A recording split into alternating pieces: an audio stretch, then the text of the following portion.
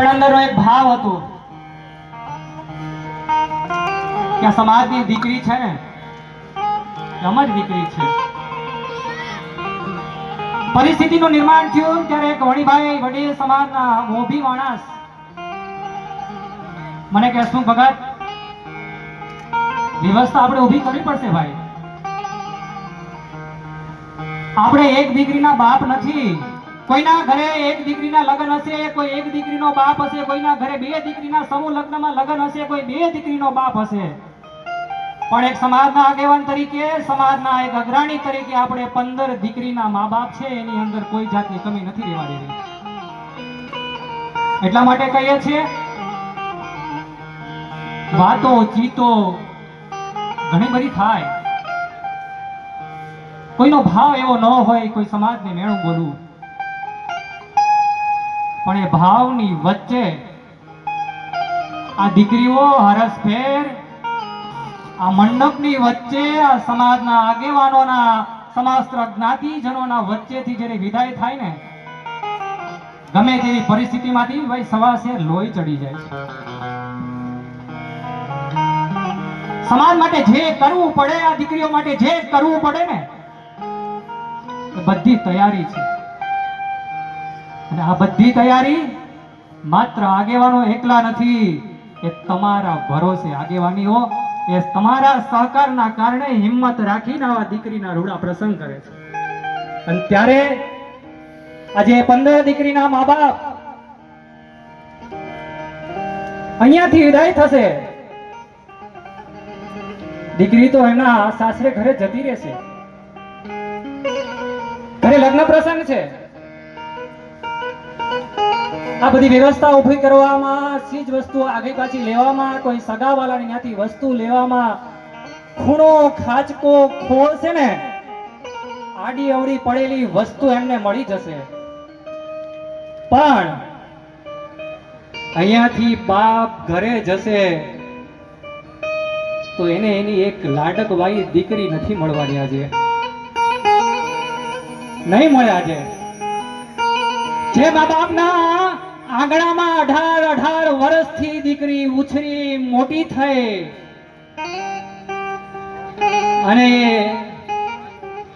દીકરી આજે બાપનું આંગણું છોડીને જાય છે. એટલા માટે જ ગાયું છે કે કાળજા કેરો કટકો મારો, ગાંઠથી છૂટી ગયો.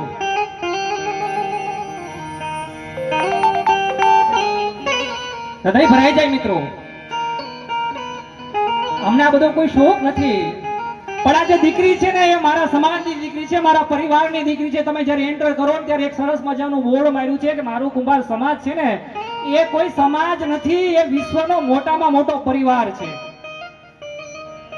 અને એક પરિવારની ભાવના છે ને મિત્રો, ત્યારે 50, 60 વર્ષની ઉંમરના આગેવાનો સવારમાં 5 વાગ્યા સુધી આ તમારા વ્યવસ્થા માટેની ચિંતા કરે છે, આ વ્યવસ્થા ઊભી કરવાની ચિંતા કરે છે અને તમારી પાસે હાથ લગાવીને કહે છે કે તમે કંઈક યોગદાન આપો, આ દીકરીઓને રૂડી રીતે પરણાવી અને એને લાડે કોડે વળાવી છે.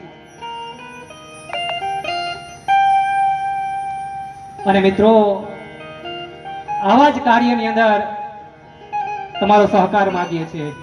બસ હવે વિશેષ કરુણામાં લઈ નથી જતો, પણ દીકરીઓ જ્યારે અહીંથી વિદાય થતી હશે ને, તમારા વેવાય વલાએ દીકરાના મા બાપને દીકરી તરફથી હાથ જોડીને વિનંતી કરી હશે કે મારી દીકરી એ મારા ઘરનું પંખીડું છે. વેવાય, આજે તમને સોંપું છું. મારા દીકરીની અંદર કઈક કામકાજની અંદર કઈક કમી રહી જાય ને, તો દોષ મારી દીકરીને ન દેતા, એ દોષ મને આપજો. આ એક બાપની એક ભાવના હોય છે. જે કઈ અમારીથી ભૂલ થઈ હોય, અને ખાસ દીકરીના માવતરને અને એના કરતા પણ દીકરાના માવતરને અમે હાથ જોડીને વિનંતી કરીએ છીએ કે દીકરીઓ, જ્યારે અમારો કુંભાર સમાજ પરિવારના મંડપમાંથી વિદાય થઈ છે, ત્યારે અમે આ બેઠેલો પરિવારે આ સમાજને જે કાંઈ પણ આપ્યું છે કરિયાવરની અંદર, અમે અમારી યથાશક્તિ પ્રમાણે અમે રૂડો માનીને અમે દીકરીને વિદાય કરી છે. એમાંથી જો કાંઈ ઓછું રહી ગયું હોય ને, તો મહેરબાની કરીને કોઈ મેળો નહીં મારતા. અમારી દીકરી છે, અમારા પરિવાર અમને જેવું આપ્યું છે ને એવું અમે આપીને આ દીકરીઓને વળાવી છે ભાઈ. જે આપ્યું હોય એવું. કદાચ કોઈ કરોડપતિ બાપ હોય તો કોઈ 4 વ્હીલ આપે, ફ્રીજ આપે. આ તો ગરીબ સમાજ, ભોળો સમાજ, નાનો સમાજ કોઈ એક નાનકડી ચમચી આપે ને તો એને શિરો માન્ય અને કરોડોનો કર્યાવર સમજીને એને સ્વીકારી લેજો. પણ અમારી દીકરીઓને કોઈ મેળો નહીં બોલતા એવી અમે તમને વિનંતી કરીએ છીએ. બીજી વાત, જ્યારે દીકરીની વિદાય થાય અને ત્યારે વડીલો વતી એક દીકરીઓને પણ એક શિખામણ આપે છે.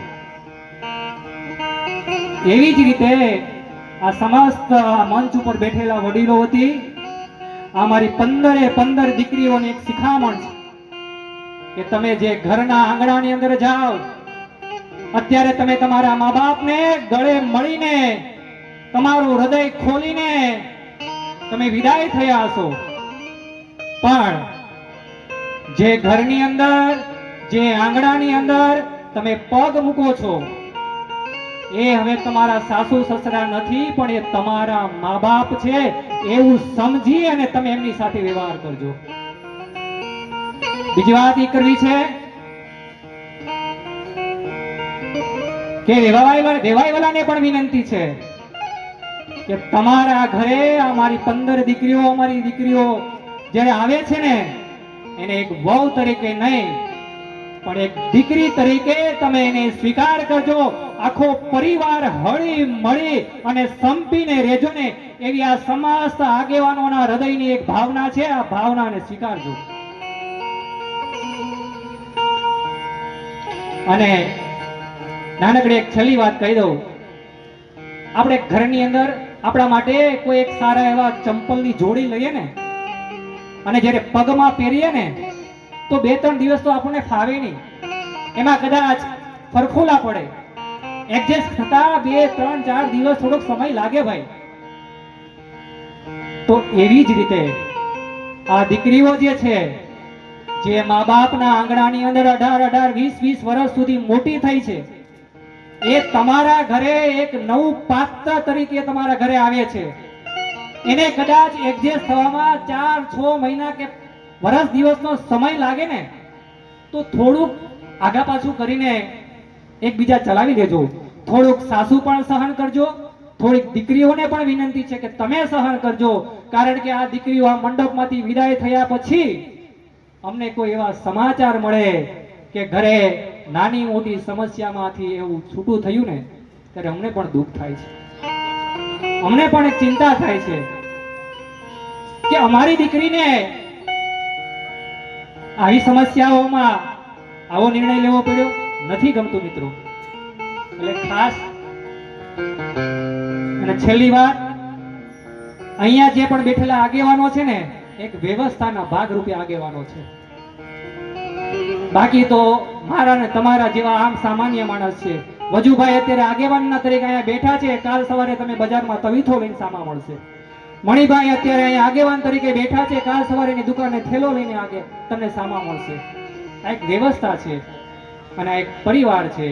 માટે કાંઈ પણ આયોજનની અંદર, વ્યવસ્થાની અંદર અથવા તો આ મંચ ઉપરથી અમારે બોલવામાંથી તમને કોઈ પણને કંઈ ખોટું લાગ્યું હોય અને તમારું દિલ દુખાણું હોય ને તો 2 હાથ જોડી સમસ્ત આગેવાનો વતી અને સમાજ વતી અમે તમારી માફી માંગીએ છીએ. અને તમને દીકરીઓને પણ હવે વધુ સમય ન લેતા હસતા મોઢે વિદાય આપીએ છીએ. ખાસ અમારા એક કાર્યકર્તાઓને છેલ્લો અવસર માણવા દેજો, આ આગેવાનોને છેલ્લો અવસર માણવા દેજો. આ દીકરીઓ જ્યારે વિદાય થશે ને ત્યારે પુષ્પ છાંટીને હસતા મોઢે અમારી દીકરીઓને વિદાય આપી છે. આ એક લાભ અમને અમારી દીકરીઓ માટે લેવા દેજો. એટલે હમણાં દીકરી વિદાય નહીં થાય એ પહેલા વડીલોએ ગેટ આગળ પહોંચી જવાનું છે. વડીલો જે બેઠા છે એને આપણે ગેટની આગળ પહોંચી જવાનું છે. ત્યાં આપણે ફૂલની વ્યવસ્થા કરવાની છે.